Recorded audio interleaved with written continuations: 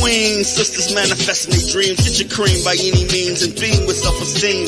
Beauty supreme and Buddha walk so mean. The way you fit in them jeans, you eat your cornbread and greens. Dance or a doctor, red wine or vodka. Redesign your spot and redefine your mantra. Retwist your locks and realign your chakras. Doing your squats and getting closer to God, huh? Brunching with your squad or taking a girl's trip.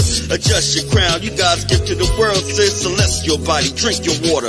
Meditate, sun-kiss goddess, heavenly order. Levitate, tribe of Ashanti. Black girl magic, melanin popping. Whether you ratchet or lavish, whether you bougie or savage, you a gift and a treasure. You got to love a black girl getting a shift together. Black girls are getting a shift together. These black girls getting a shift together, man. These black girls are getting a shift together. These black girls getting a shift together, dog.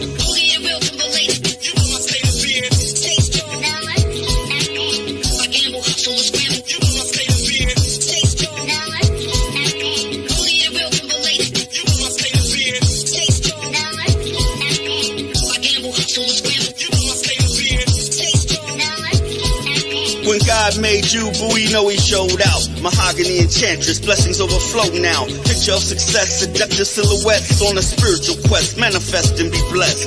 Mother, sister, auntie, tribe of Ashanti. Rocking your locks, I got a close crop blondie. The curse and the gift, uplift, apply pressure. Nothing like a black girl getting a shift together. Nothing like a black girl getting a shift together. Nothing like a black girl getting a shift together. Black girls are getting a shift together. Black girls are getting a shift together, man. These black girls are getting a shift together, man. These black girls are getting a shift together.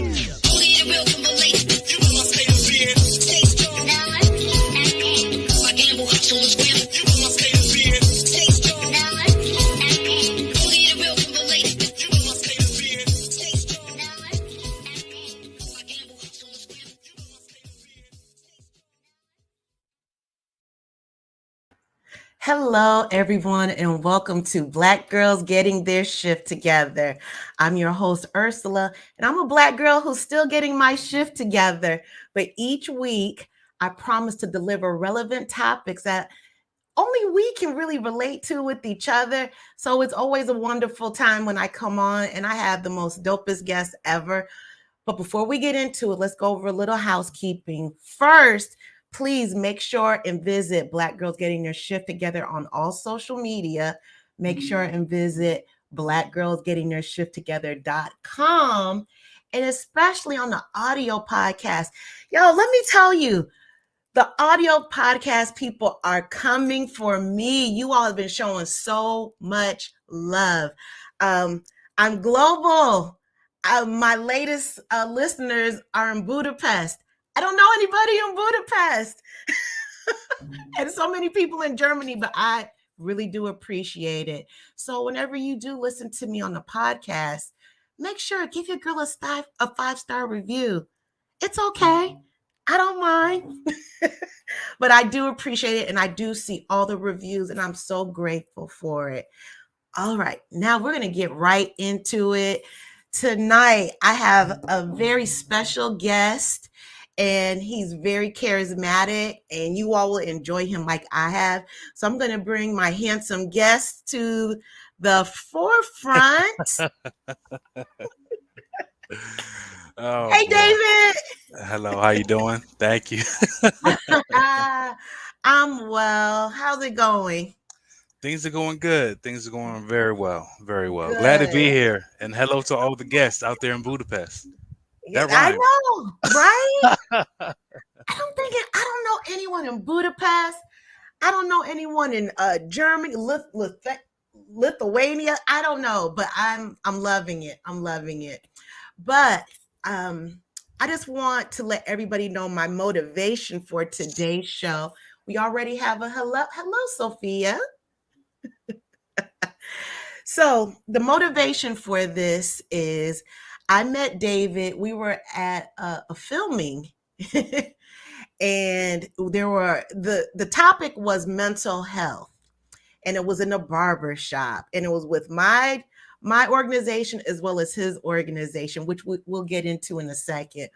But David and we talked the entire night, and his story is amazing. truly amazing. And it was a no-brainer to share this brother with my guest. So, David, Yes, ma'am.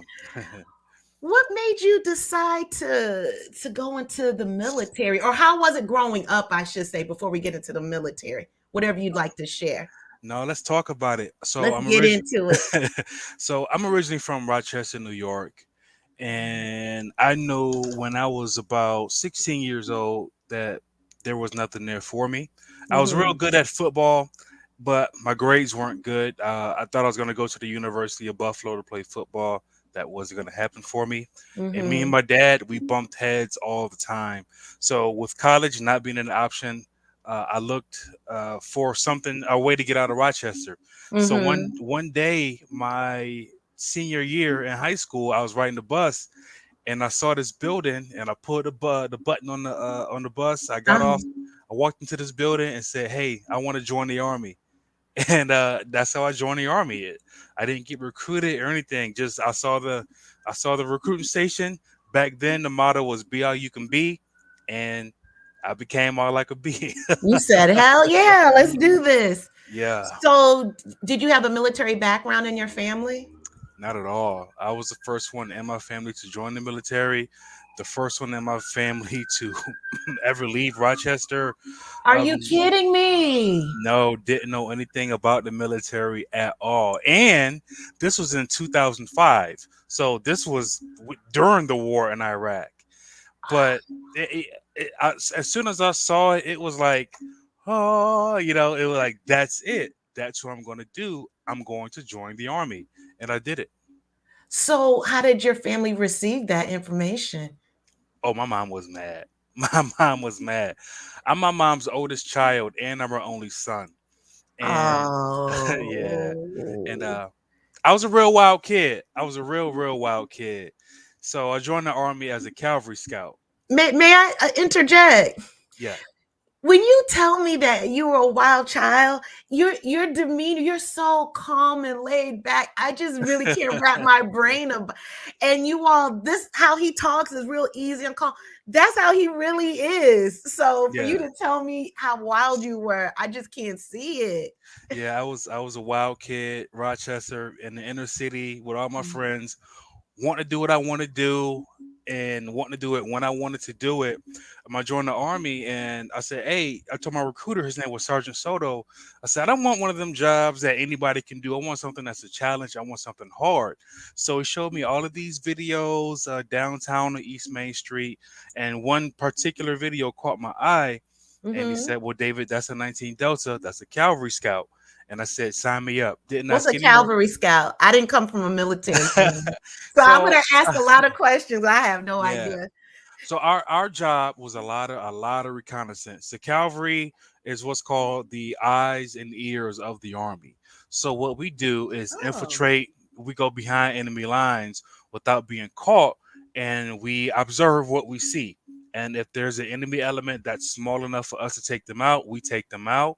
If not, we call in for reinforcements for a bigger element to come take them out, while we keep eye on what's going on and make sure that no extra enemy units come in, and then we make sure also that no enemy units escape.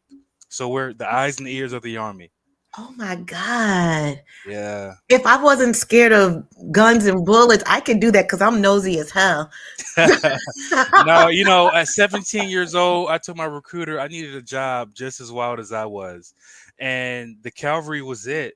It was the United States Cavalry, best job in the army. Wow. So was that training different? It was hard, very physically demanding. Luckily, I played football all 4 years of high school, and my senior year in high school, I wrestled to get ready for the physical demands of the military. Plus, I was young. I mean, I joined literally while I was still in high school. I Did was you in really? Yeah, I was in something called the delayed entry program. So my recruiter, he taught me the phonetic alphabet. We went running at parks and things like that. He taught me drill and cadence so I could go into the army as an E2, which is just the sec of the rank above the lowest rank in the military at E1. But yeah, we did, the summer of 2005 I spent preparing join the army as a Calvary Scout. Wow. Hey, Cotty. Cotty, weren't you in the military? Let a sister know. I think I heard her say that once before. I think I did. So, okay. Were you nervous at all? No, I wasn't nervous. I was more worried about my mom Yeah. because here I was, her baby. I'm the oldest. I'm the firstborn. I'm the only boy, and literally, I joined the army. Well, I graduated from high school, and I was in the army 2 weeks later. I couldn't even Literally. imagine that.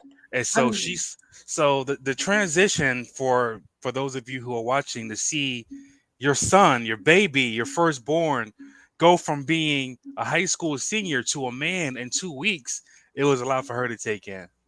oh my God. Okay, here we go. I knew I heard that. She's a cop in the Air Force. All right, let's go, Air Force. So, okay. So, did your mom keep in touch? Were y'all able to keep in touch? How does that work when Oh you're yeah. As a matter of fact, we kept in touch so much. I got an Article 15 in basic training, and what is and that? Article 15. That's a letter of reprimand when you do something you're not supposed to do in the army. My mother's birthday is in October, and I was in basic training at Fort Knox from September to July, and so I snuck out of my troop area to go to the payphones back when we had payphones, to tell my mom happy birthday. And I went with a couple of my friends, but one of them got scared and he went back to our troop area and he said Kendrick went AWOL and he went to go look for me. Wait, so So your friend ratted on you? yeah, he got Yeah. scared when we got to the phones and he ran back to the troop area and he got caught and he said, I was looking for Kendrick. Kendrick went AWOL.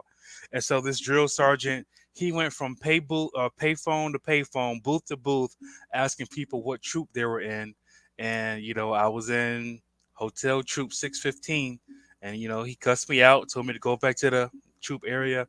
And I got an Article 15. So I got put on extra duty 14 days of extra duty, which meant after the troop went to bed at 8 o'clock, I had to stay up until 12 o'clock at night, just doing extra duty. Are you kidding me? Yeah. See, if Cotty was there, she would have arrested you. So, what were your other experiences? Like, what are some of the good experiences that you had? Well, the military was the best time of my life. I met the best friends that I ever met in the military. Hmm. Five dudes from all around the country, most of them North Carolina, two guys from North Carolina, one guy from Indianapolis, one guy from New Jersey. But we are all a bunch of young guys in the army, and one of my best friends, his name is Phelps. He was in the army before us and he had deployed.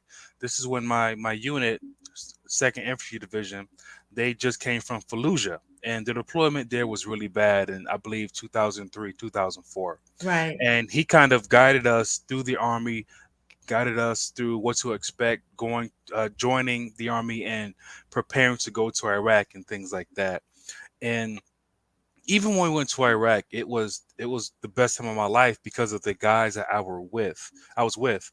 These were guys who, they were all older than me. I mean, I went to Iraq when I was 19 years old, but we Hmm. just we just had this bond. When you go through something with people, your bond becomes tighter. Like people who go through college and things like that. Right.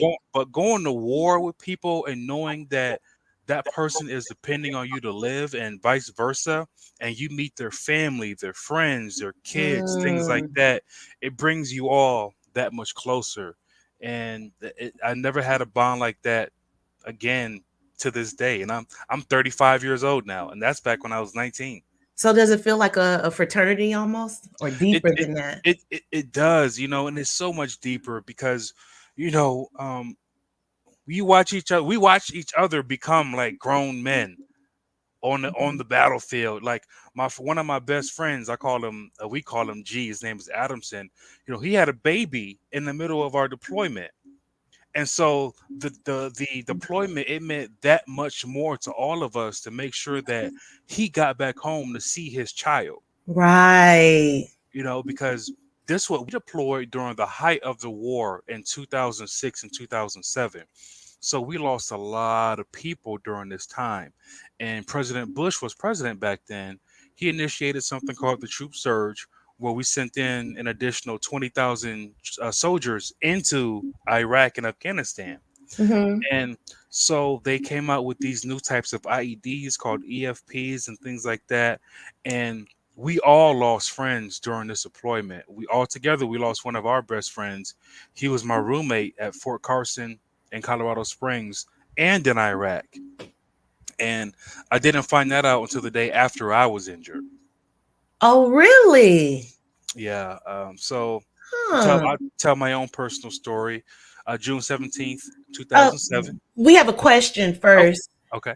Cotty wants to know: are you still friends with the guy, the one who told on you? He's No. like, hope you're not friends with him. No, no, no. We were a bunch of teenagers, man, Yeah.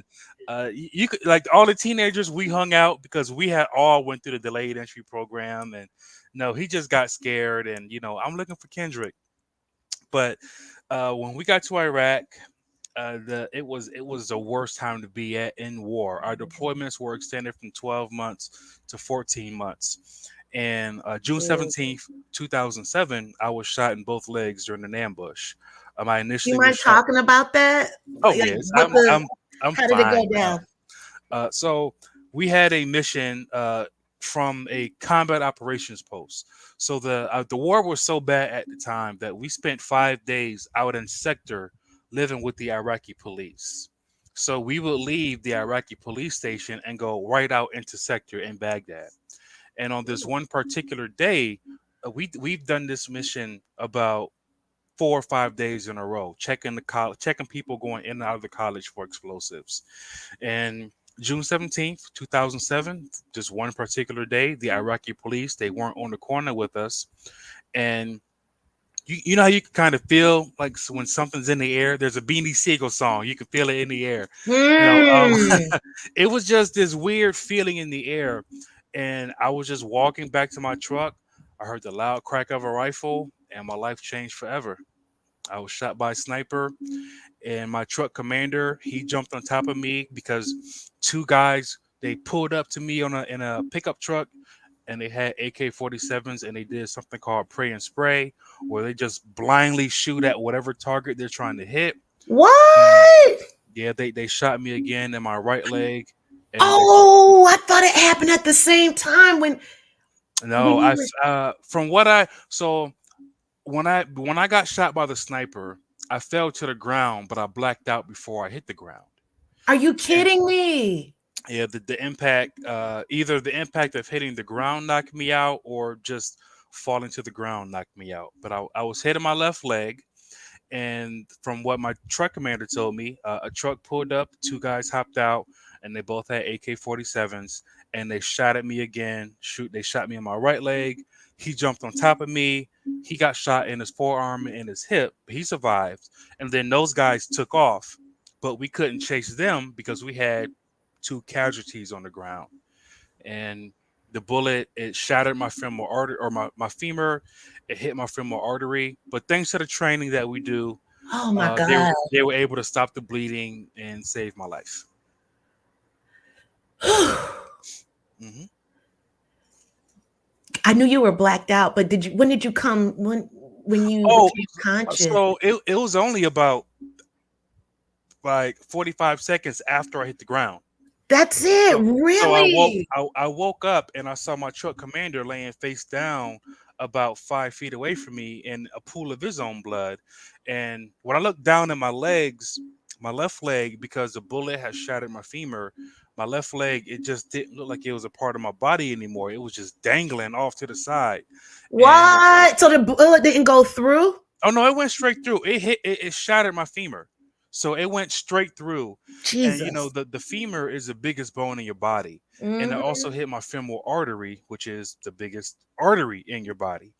So thankfully, in 2006, we went to a month-long training in California, and we went through something called combat lifesavers training. Mhm. And I had a very good dismount. His name is Michael Hamilton.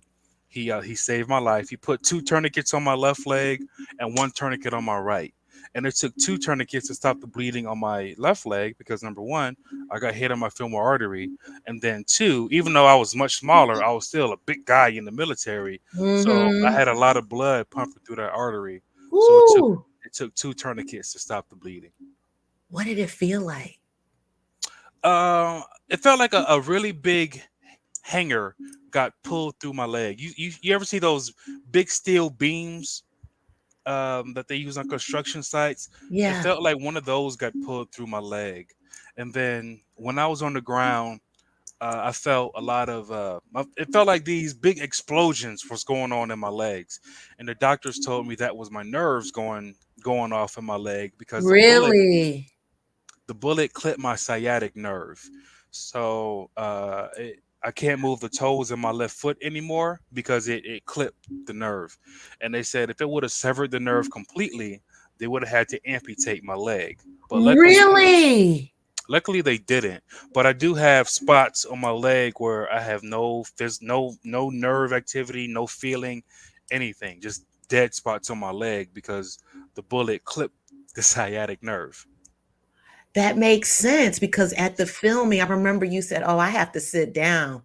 Hmm. We're like, because we were standing up a very long time and Yeah. on the concrete. Yeah. Yeah. So I remember that. after that, I got 2 blood transfusions. And during this time, we were losing so many soldiers and having so many casualties that the hospital in Longstuhl, Germany, they ran out of American blood to give to us soldiers. Are you So kidding me? I had to get a blood transfusion with German blood. And then I got sent back to the States at Evans Army Community Hospital in Fort Carson, Colorado, Hmm. and they told me the extent of my injuries and told me that my femur was shattered. They had to cut my legs open, or my left leg. They had to cut it open on the bottom, so I have something called compartment syndrome because of the swelling. I had really bad swelling and a really bad infection because they had to cut my pants completely off when I was shot to find the entry and exit wound, so they knew where to put the tourniquet. So laying on the ground in Iraq, a bunch of dirt and sand got into the wound. Yeah. And so I caught a really bad infection, and they told me that if the infection got to my blood or into my bone or my blood, they would have to amputate. Luckily, they didn't have to. And so from that injury, of course, me and my mom, say no weapon formed against me shall prosper because it Yeah. didn't. I spent 3 months in the hospital and 3.5 years in physical therapy. And in 2010, I got out of the military. I medically retired. So, what can you talk about how your mom had the call when she received the call about you? So what makes the story even more interesting, and the reason I wrote my book, Yeah. I got June 17th, 2007 was Father's Day. So Mm. I am David Kendrick Jr. My dad is my next of kin. So they called my dad, and my mom and my dad are separated. But they called my dad and said he had an emergency Red Cross message saying, "Your son has been shot. We don't know the extent of the injuries. We will let you know more once we find out more." And my dad said he called my mom, and my mom was with my stepdad because the church had took all the dads to the country buffet in Rochester to go out to eat for Father's Day. Hmm. So my mom was right there in the middle of the country buffet and got the call. Hey, they called me Jeez. Junior back home. Uh-huh. Junior got shot. Whew. And she said she screamed. The whole country buffet stopped, started praying, and she called me when I was in Germany. And because I had lost so much blood and I was going through so many surgeries and my blood pressure was so low, there are times coming from Iraq back to the States that I don't remember talking to her. But one thing that I never forget is a moment that we locked eyes in the hospital at Fort Carson. Mm. She saw me laying there in the hospital bed. Her only son, her oldest child. Still 20 years old, and here I A am. baby. Yeah, and here I am, shot in both legs, and doctors telling her how lucky I am to be alive, and they had to, let set the doctor straight, like, hey, we believe in God and all that good stuff, So, Right. um, yeah. So that brought me and my mom closer as well, because anytime you almost lose anybody, it brings you two that much closer together. But Mm-hmm. that was a real intense moment for my entire family. Me, my mom, my dad, my stepdad. Because Yes. my dad explained it as getting a phone call from an international phone number, because this is back when we still had phone cards, and he thought it was me calling to tell him Happy Father's Day. Oh, Instead, it was a Red Cross message saying your son had been shot. damn. Yeah. That's traumatic. Yeah. So Father's Day means a lot more to me and my dad now. We have that bond. Wow. Mhm. Oh man. Yeah, Cotty, I agree. She said, wow, I'm so sorry. Yeah. Wow. So how was your recovery when you were Colorado, correct? Yep. Colorado Springs. Yes. So it was very long, very hard. And the bond that I talked about earlier with my best friends, I didn't have that anymore, because when our deploy, first of all, my best friend, my roommate, was shot and killed by a sniper on June 18th. The next day? The very next day. Now, I didn't find that out until I came back to Fort Carson, and this was about, I think, June 25th or something like that. Oh my And God. because he kind of hooked me up with my girlfriend, she told me, and she told me when I was in Germany, but because I was so in and out of it, I don't even remember hearing that. So when I got to Mm. Fort Carson, she told me again, and I just freaked out. Ah, And I had a lot of survivor's guilt, because he was also, he was black, and I had all these different scenarios in my mind. But the number one scenario I had is that the sniper shot me, thought I had survived, saw me on the same corner the next day, but this time he shot to kill. And instead of killing me, he killed my best friend. And what made me feel like crap is I didn't have children. I still don't, but he had children. And I'm like, you just took this man away from his kids, and mm, now they're not gonna have a father growing up. I it killed me in the hospital to know that he was no longer here. And even though I mm. survived, I'm like, I don't have any kids to raise. I don't have anybody looking up to me. So that was Right. the beginning of my PTSD, my depression, everything. It was that survivor's guilt, because Absolutely. because I survived and he didn't. So while going through physical therapy in the hospital and going in and out of surgery, I was still feeling guilty, because my best friend had died. He was no longer here. Mm. Woo. Wow. So you formed new friends when you were in Colorado? I tried. I tried. Yeah. But there was nothing that can compare to the group of friends that I had there. What I found out, I got assigned to this unit called the Warrior Transition Unit. And this unit was so bad that it made the New York Times in 2008, 2009, because what I believe is the Army had so many casualties that they started these units, but didn't know exactly how to treat the soldiers that were coming back from Afghanistan and Iraq. Mm. So I tried to find new friends, but what I found out is there was a secret underbelly of the military where soldiers drank with alcohol, traded their pills, selling their prescriptions and things like that. And I found my place in a group, and Hmm. and it was normal to us to take more medication that we needed to, or trade each other's Hmm. pills, or drink with our pills, go out in Colorado, have a bunch of fun. Because in this unit, we were all injured.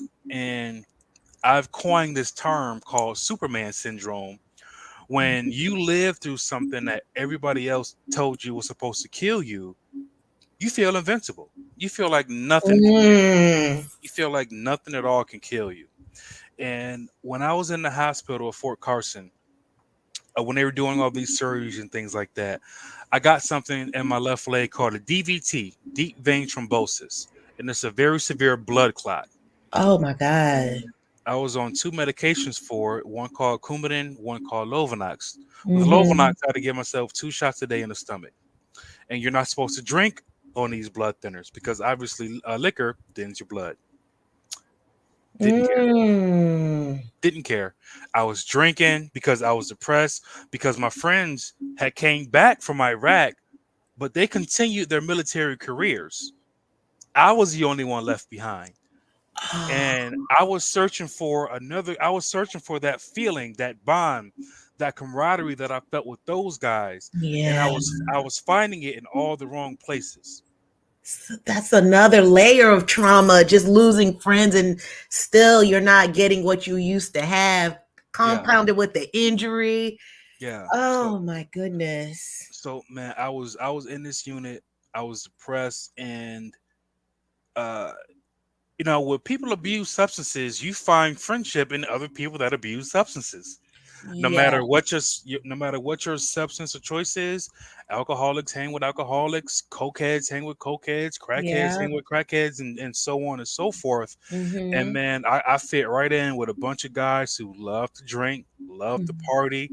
We were still young. I mean, hell, I got shot when I was 20, when I just turned 20. And after my injury, after recovering and stuff like that, I was still only 21 years old. So I Wow. was still young. And so once I turned 21, here's what was so crazy about this time. Even though I had served the country, I came back, got shot. I still wasn't even old enough to buy myself alcohol. Wow. So I hung Really? I hung with a bunch of guys who did it for me. And then once I turned 21, I no longer had to sneak into these bars, into these clubs and things like that. And I was so depressed, man, and wanted to be around a group of people so bad. I Yeah. was on my crutches and still using my cane and still going into these bars and things like that because I just didn't want to be by myself. And I was so suicidal at this time because I just went from the best time of my life to the worst time of my life. Now Mm. now I have no friends. Now I'm permanently disabled because the doctors told me if after 1 year you're not able to move your toes, that means that that nerve connection is dead. Really? So I found that out at 21 years old that my nerves were dead in my left leg. I had something called plantar fasciitis in my left foot, I which heard that is so painful.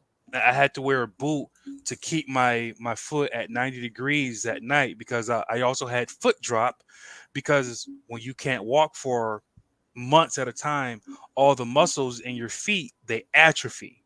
Mm. So I was in physical therapy for 3 years, and they were trying to stretch out my left ankle and make because I could walk on my right leg because a bullet that hit my right leg it only took out a big chunk of meat, but in my left leg it did severe damage. So they put a titanium rod in my left leg, but I couldn't put all of my weight on it for about 2 years.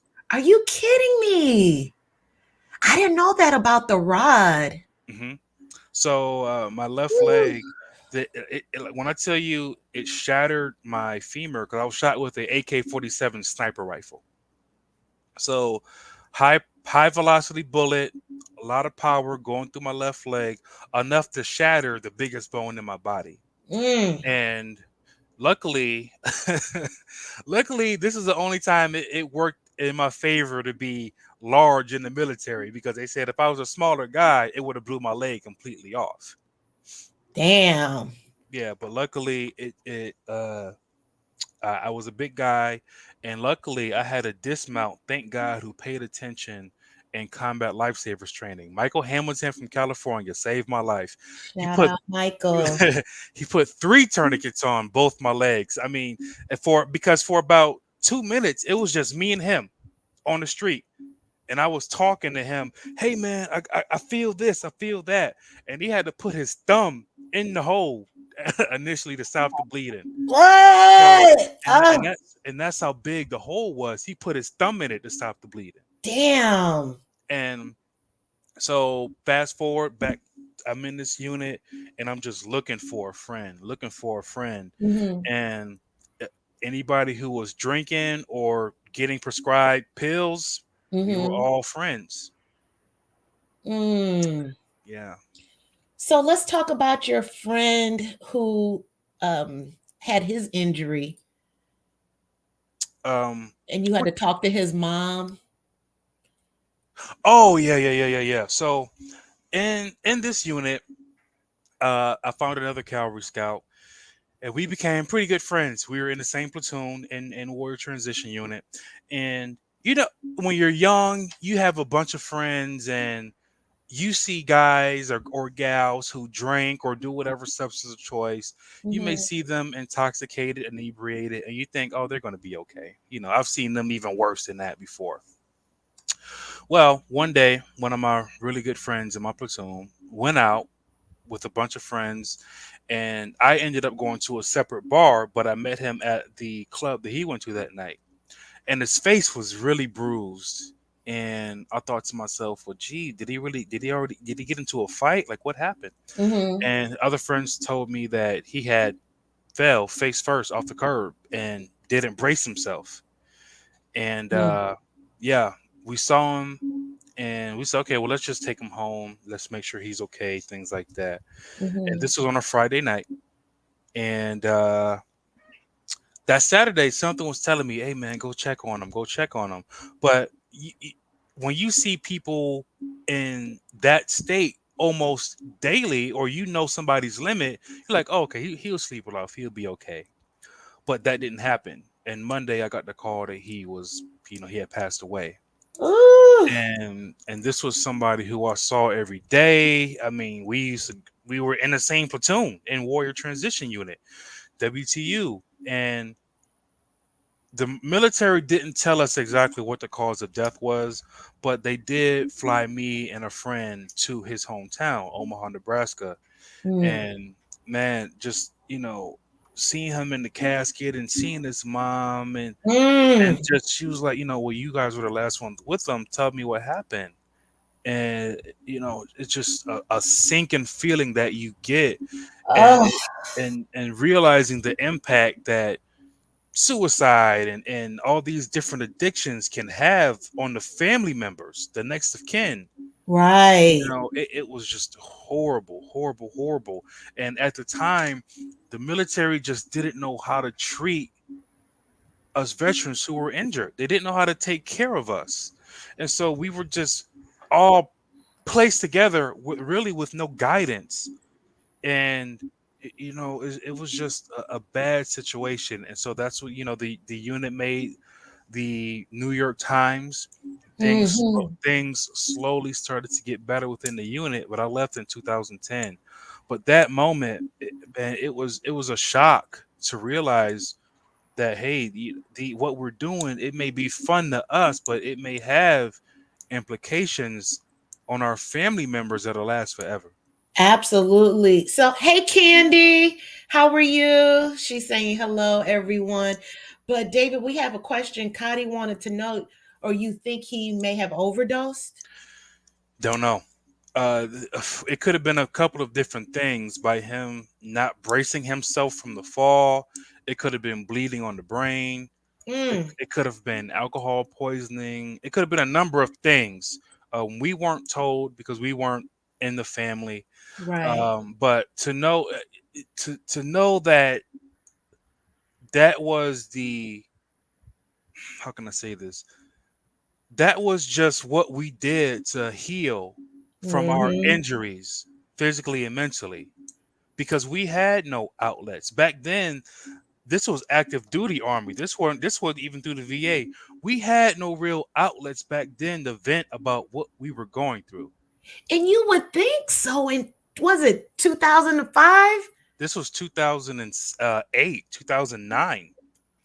But Exactly. But when we went through that time, that troop surge, when President Bush sent all those troops into Iraq and Afghanistan, well, really Baghdad, just Iraq, we soldiers were coming back by the dozens Mm, and injured, missing limbs, not being able to see. And these were guys who were young. So my mindset as a 21-year-old man, what the hell is my life going to look like in 5 years? oh my God, I They, know. they told me they don't know if I'll be able to walk again. I don't know if I'm gonna. What is my quality of life going to be like? And we counseled each other, and unfortunately, we counseled each other over bottles of vodka or over a Mhm. bottle of Oxycontin, Vicodin, or Right. morphine. Well, you had to use what was available. I mean, I get it. Yeah, I mean, there you had no tools, so you had to use the tools that were available. yeah. Kadi made a great point. She said the military is bad for treating wounded soldiers, especially ones that are struggling mentally. Yeah, especially the ones who are still in the military. At least when I was in back in from 2005 to 2010, but especially after my injury, Hmm. there weren't many resources for us, and this was back when the military you can go into sick call, which is going to like just not the emergency room, but before PT in the morning, you go to something called sick call if you're not feeling well. You used to be able to get 35 Vicodin just by saying I got a headache. Oh my, Yeah, really? yeah, because there was no real plan to take Hmm. care of the injured soldiers. We were all just bunched together in a unit. And once I made my E5, I was on something called a CQ duty, which is called it stands for CQ, charge of quarters. I had made my E5 and I What's an became E5? sergeant. I became Sergeant Oh, Kendrick. okay. And Mm. because I was one of the only E5s in the barracks, I used to have to sit and watch the barracks for 24 hours at a time. And there were times where we found soldiers who had overdosed in their rooms, and other times soldiers were coming home drunk. We would get calls from the MPs or the police department in Colorado Springs. Hey, we've just detained Private so and so. Somebody needs to come pick them up. Things like that. Man. Yeah, because we were just being depressed, and just like when I found out my best friend was shot and killed the day after I got shot, Mm.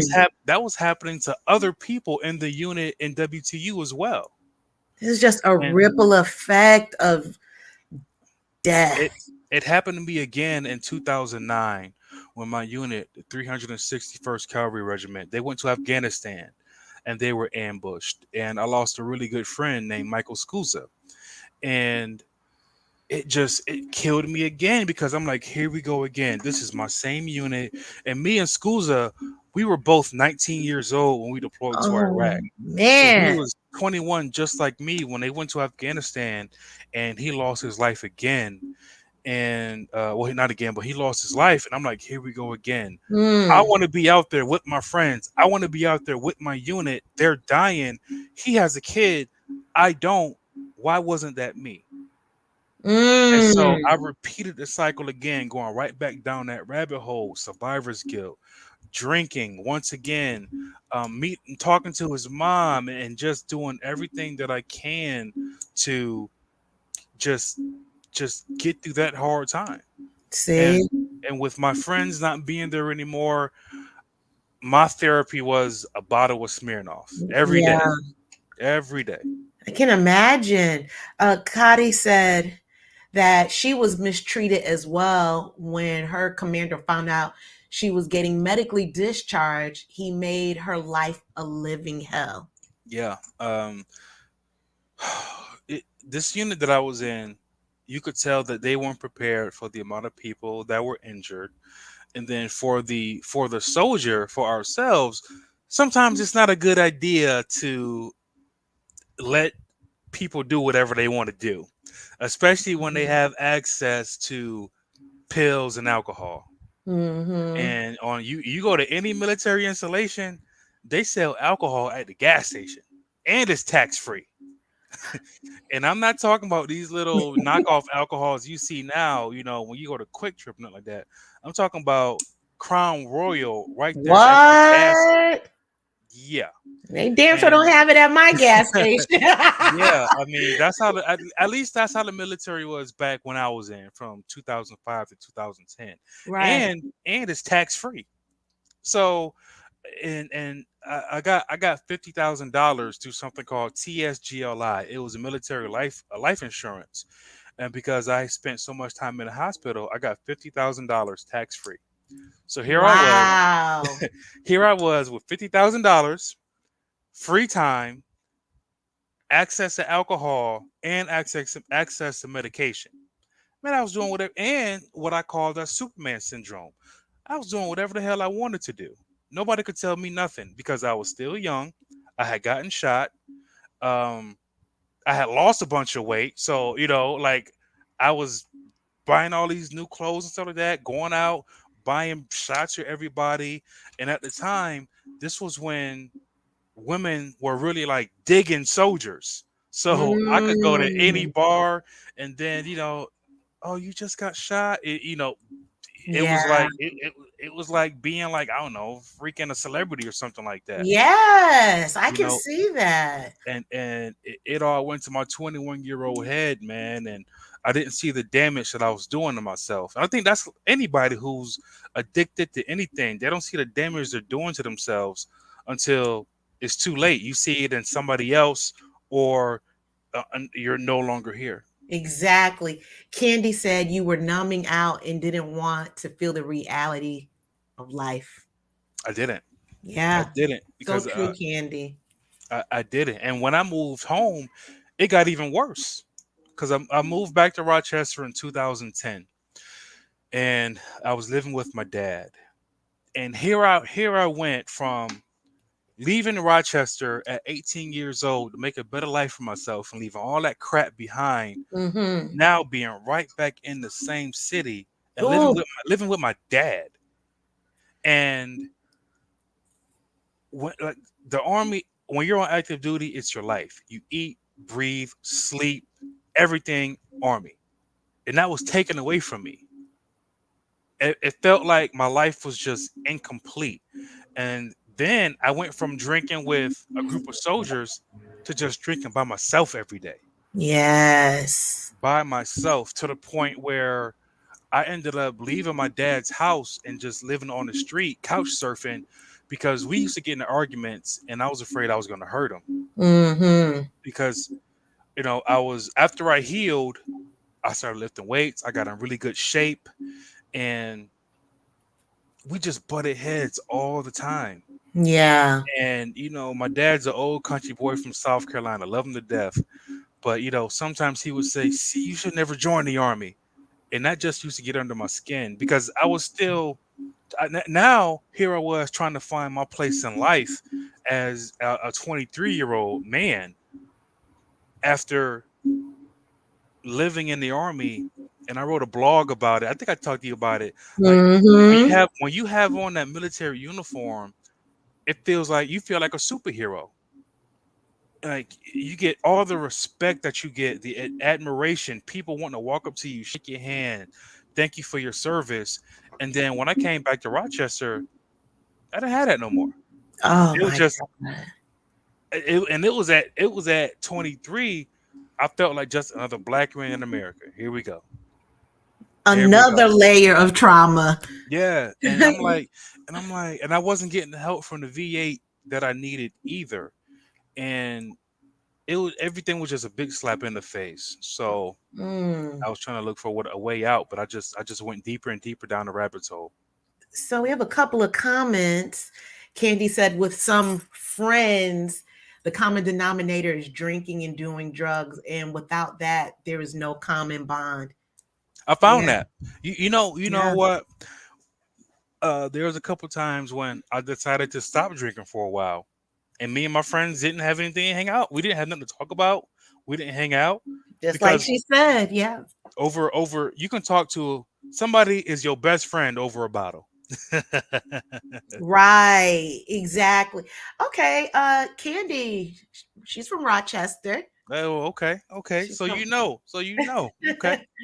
and she said also that, oh, your self-awareness is beautiful now. Happy you are still with us. Yeah. Oh man, you know what? Yeah.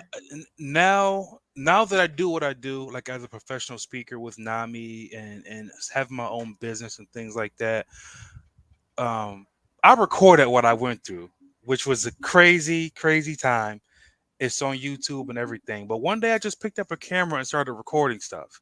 And I recorded this entire transition.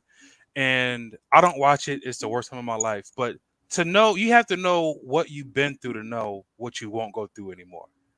Oh, Yeah. that's that's deep right there. I I agree with you because when I first started therapy, my therapist suggested I've never been a writer. I'm good with my hands and tangible. I'm creative like that. And she said, I want you to start journaling. I didn't want to do it, but I did it because I wanted better for myself. I knew whatever I was doing at the time, I could not continue. So I started journaling, and it took me about a year. No, I'm lying. It took me 2 years to go back and read what I was going through. Hmm. That was just writing. I could not imagine watching it on video. You're so courageous. Yeah. Yeah. One day, this is so funny. One day when I was in school, college, one of my like earth science teachers was talking about, we were talking about viral videos way before all this stuff is viral now. So I said, let me just pick up a camera and record what I went through, what I'm going through, Mhm. and recorded the entire thing. It's wild. Oh my goodness. Let's see. Kadi said it's very hard to readjust to civilian life. I'm s- I'm still turned up. I'm still turned up and ready to fight all the time. Kadi. But Let me tell you something. When you join the military and everything is so structured, and then you come into the regular world and you know the answer to something, you know how to get something done, but you have to go through about 15 different people to get it done. It makes you upset. It mhm. really does make you upset. And with my transition now, into the person who I am now, I ended up going to school. I used my GI Bill. I went to college. I got my master's degree now from Keller Graduate School, and I work with NAMI now as a vice president to help other people suffering from mental health, especially veterans, because Yeah. not too many people, like the young lady said earlier, are self-aware of what they are going through. Before we go on, I know what NAMI is, but can you explain to the listeners who NAMI is? We know you're the vice president of the Yeah. DeKalb chapter. Yeah, so National Alliance on Mental Illness, NAMI is the largest grassroots mental health organization in the country. Bunch of guys and gals just got in the room and said, "Let's talk. Let's talk about our mental health." So we have different groups for people with lived experiences, people who are going through mental illness, people who are caregivers for people with mental illness. I'm certified now in something called NAMI Homefront for veterans who suffer from mental illness. I'm not sure if NAMI is worldwide. I would love to hear from some of your viewers in Budapest about how they Right. about how they handle mental illness in other countries. But once I got educated and I was able to tell my own story, because that's therapy for me, I went after it with NAMI. That's amazing. So how did you become the vice president? I'm sure that you Um, wore that with the crown. being in Atlanta, and connecting with the United Way down here, they have a Oh, program called the VIP program, which teaches individuals how to be board members on nonprofit boards. And really? I graduated from the United Way VIP program in 2017. And since people knew what I did, because I have a small reputation now, somebody said, "Well, David, you live in DeKalb County. You should think about joining the board of NAMI as a VP." And I did it, and I've been VP for about a year and a half now. Right. I love it. I love to help other people and just get people the help that they need and advocate for others. Absolutely. So I want to share with the listeners when we were at the filming, it I was so full looking at all these beautiful black men talk so open and freely about their mental health. Mhm. There was it was a safe space. And as a Black woman witnessing that, that just, it gives me chills every time. And you were so open with your story. Everyone was. Everyone. So just to let everybody know, we did a filming with the president of the national president of Navi, Yeah, and he is he a so trip. charismatic. Yeah. And yeah, and speaking of that, we need to know when that filming is going to be out. I know it'll be out for NamiCon. Yes, we do. I believe they said they're gonna send some pictures out in April. But yeah, Mr. Gillison also lived in Rochester as well. So Oh big yeah. big shout out to him. But being vulnerable as a black man, it's a I would say it's a learned trait, because in the world when people see a black man, your people are stereotyping you immediately, like me Absolutely. having a beard, being a big black man. Some people will walk. It's so funny being a black man.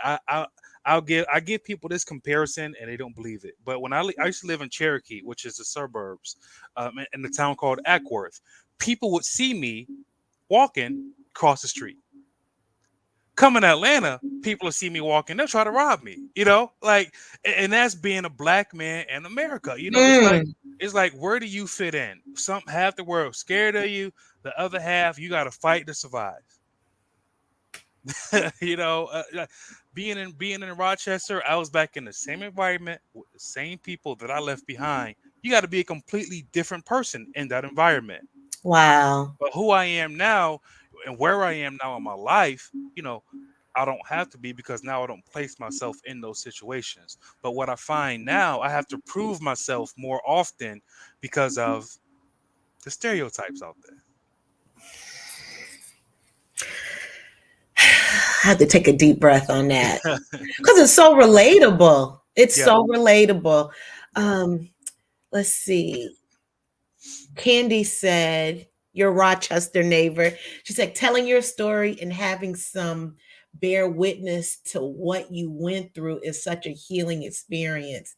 Yes, it really is. And true strength is your vulnerability. Yeah. Yeah. Thank you. Thank you. And Thank you. inner peace is being your authentic self in all environments. Yeah.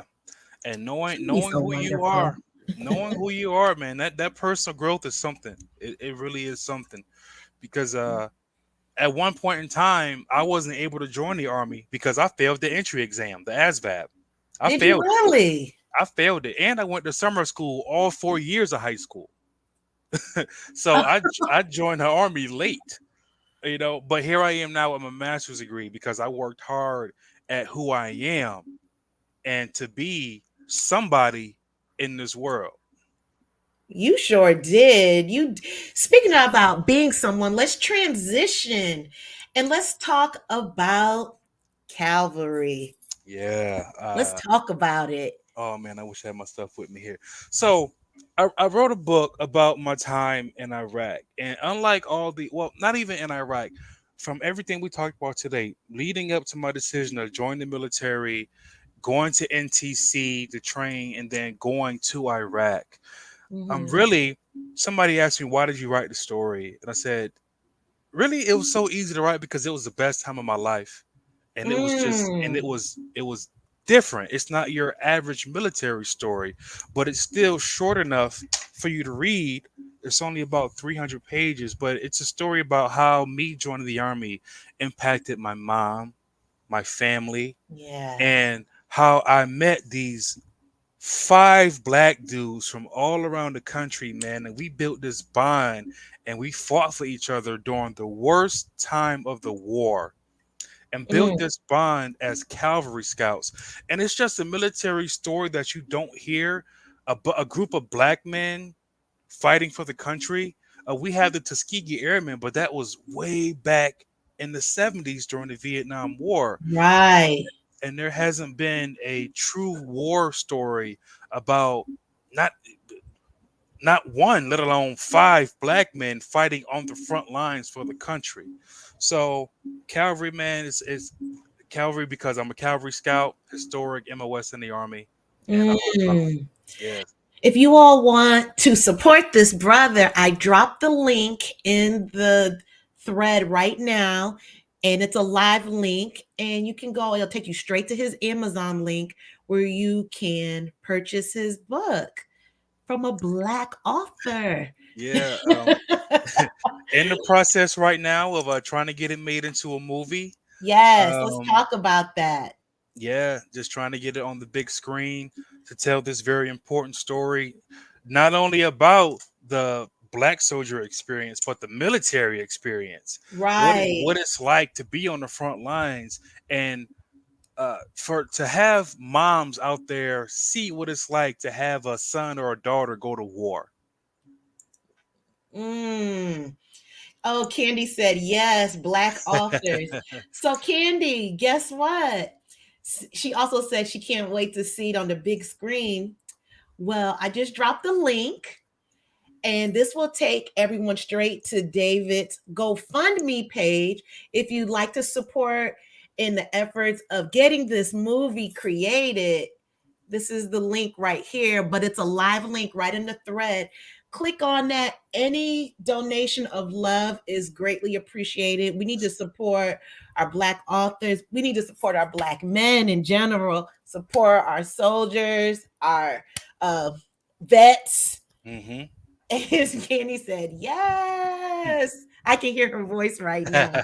Yeah, but that would be amazing if everyone in when you hear this story, share this video so people can see that they're not the only ones that are going through certain trials and tribulations, and Yeah. that it is okay to seek mental health. If you need a therapist, you want to talk to someone, be authentic.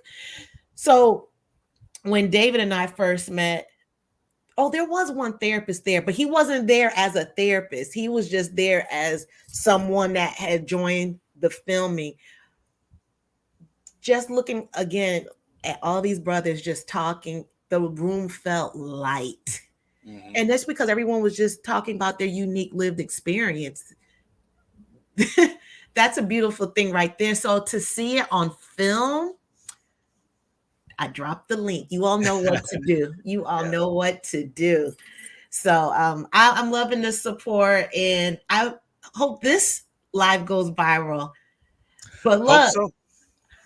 I don't want to see any slapping on the stage when you get your Oscar. Okay. No, no, no, no, no, no, no. Hopefully, I'll have my mom up there with me, man, and now people will know what these military moms go through, man, and Mhm. you know, just getting to tell his story is something wonderful. Exactly. Kenny says she cannot wait to watch it on the. Oh, thank you. Cotty just shared it on her live. She's another YouTuber. Thank That's you. amazing. Yes. Thank you. Thank you, Cotty. Yeah. This is some good stuff. She said, Nah. yikes. Now we won't say that name on here, but yeah. Well, maybe I should so it could go viral. I'll put it in the Oh my gosh. no. So it was, you know what, you're a delight to talk to. You Thank really you. are. You really are. You have any parting words you like to leave with us? I would say no matter what you're going through, you're not going through it alone. Yes. And you nobody can tell your story if you're no longer here. No matter what you're going Ooh. through is worth telling. And once Ah. and this professional speaking for me, it is therapy. That's why I get up and expose my soul to the audience, because it makes me feel better to know that I went through that and here I am now. Right. Oh, wait, I have to put your YouTube link. Ah, what am I thinking? I'm sorry.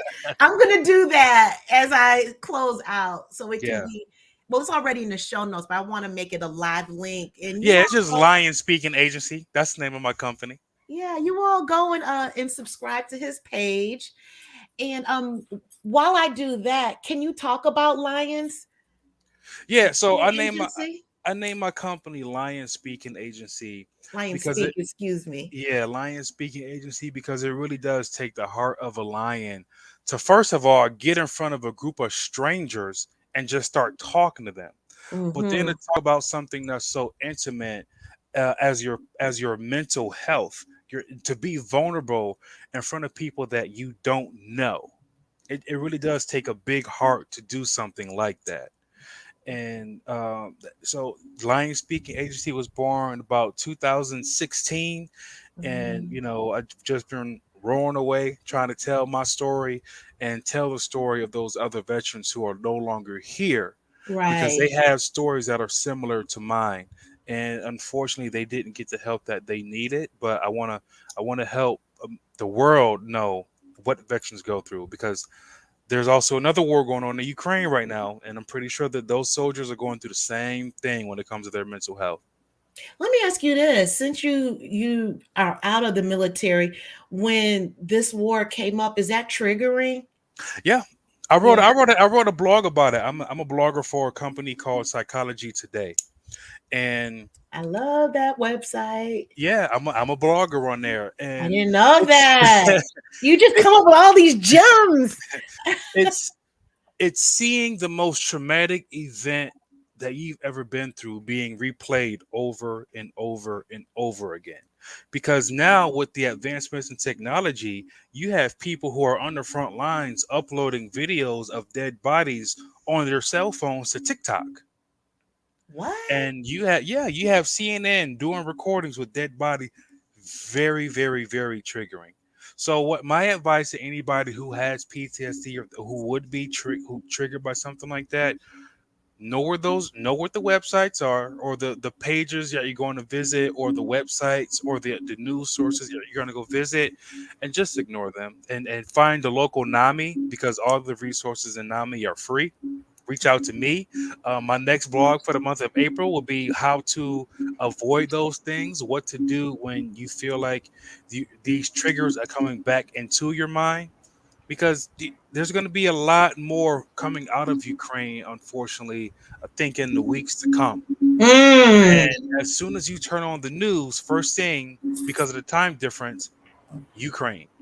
And if you survived your own explosions or bombs or something like that in Iraq or in Vietnam, that can be very triggering to you. As soon as you turn on the TV, you're seeing some of the same things you lived through in your own. Wow. Yeah, you definitely have to know your triggers and more importantly, have tools to help you work through those triggering feelings. I had to work on that. I've never been in the military, but um, I'll keep it very short. When I was in college, I saw someone unalived right in front of me, and he was wearing, I'll never forget, he was wearing a blue jean. Back in the day, that was the thing to wear: blue jean, denim top with denim jeans, pants. And it took decades. And whenever I would see anybody walking around with jeans, it was a trigger. So I Mhm. couldn't imagine being in the military, like seeing it on the regular or even turning on the TV and watching Ukraine and having those instant triggers. Yeah, I have Wow. something.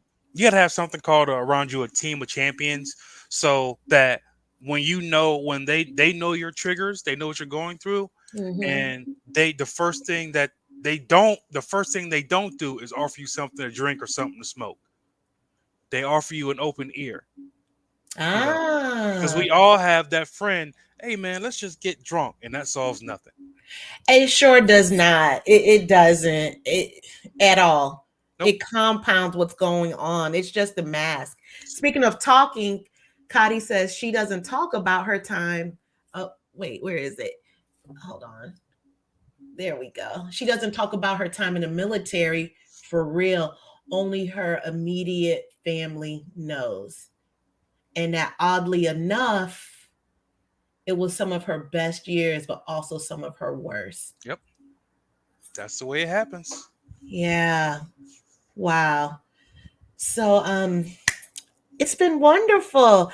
I hope you all enjoyed this episode as much as I did. I really love talking to David. We met at Starbucks and we talked Oh yeah. forever. Forever. And I think the only reason why I ended up leaving because I was trying to beat traffic to get Yeah. home. Yep. but very easy to talk to. If you all enjoyed anything, please, and it made your soul vibrate, make sure and share this video. Make sure and tune in next Wednesday because I have, Gabby Johnson. We're going to be talking about emotional eating. Oh. I know it, not what, but why we emotionally eat. We're going to get down to the root of it. And then we're going to have my shadow work coach come on, and he's going to talk about what healing looks like. Thank you, Candy. This video is being shared. Thank you. I feel an Oscar coming on. Oh, man. And also, if you like anything you heard, make sure if you want to support this channel, you can buy me a coffee. I will drop that link in the description box as well. Other than that, David, again, you were a delight. Cannot wait to talk to you again. I will hope you will come back. Oh, yeah. Yay.